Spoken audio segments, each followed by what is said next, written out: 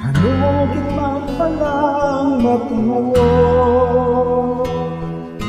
hanugin man palang imong nga kinaiguma, kung tani lang matuod ang nabatian yung istorya sa kada adlaw nga gagawin.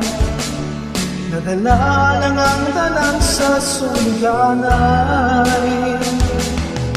dapugin ang akong nga kalipay, pagkat yan ay nahusay kong paanay. Gani kung pwede na, ikaw lang kagano.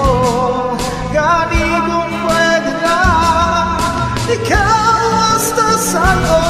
Sa kasunod kalipay, kita magugdanay, may respetuhan para maghantanan.